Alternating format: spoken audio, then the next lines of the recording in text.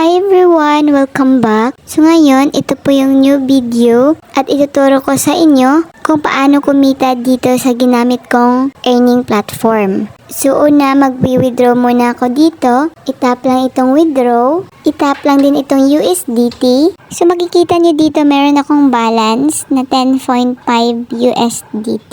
Ito po yung i-withdraw ko. Itap lang po itong withdrawal address. Address po ito sa wallet nyo like Binance at ibang wallet na may TRC20.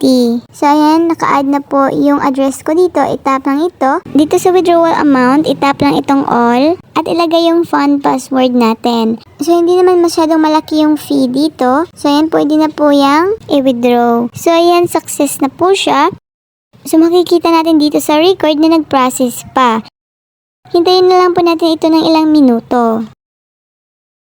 So ayan guys, nag-success na po yung na-withdraw ko dito. At makikita nyo dito sa Binance ko na meron na akong balance na 11.98 USDT. So legit siya guys. So ang unang gagawin dito guys, magre-register ka muna under my link para after ng deposit mo, bibigyan kita ng cashback. So una, gagawa ka ng username mo, tapos ilagay mo dito yung phone number at gagawa ka ng password. Siguraduhin nyo po yung code na same dito at pwede na yung mag-register. So kung meron ka ng account, pwede ka na mag-login ka agad. So ito po yung home guys. Bago ka makapaglaro dito, kailangan mo munang mag-deposit. Itap mo lang po itong deposit.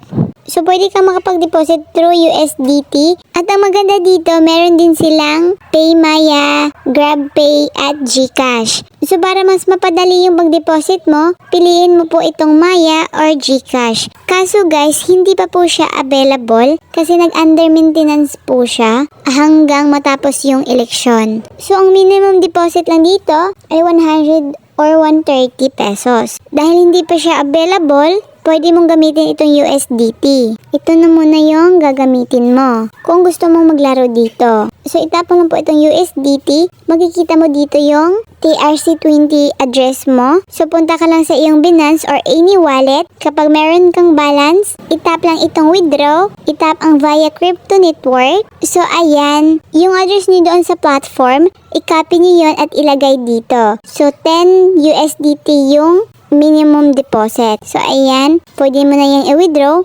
Pagkatapos mo yung ma-withdraw, mapupunta na po yung pera mo doon sa platform. So, balik ka na sa platform. Kung meron ka ng balance, pwede ka na makapaglaro. So, itap mo lang po itong game. Pumili ka lang dito. So, mas maganda itong Crush or Mines. So, dito muna tayo sa Crush. So, magbibet ka lang dito kung magkano at pwede mo yung i-cash out ka agad para hindi ka matalo. So, ganito lang yung gawin mo.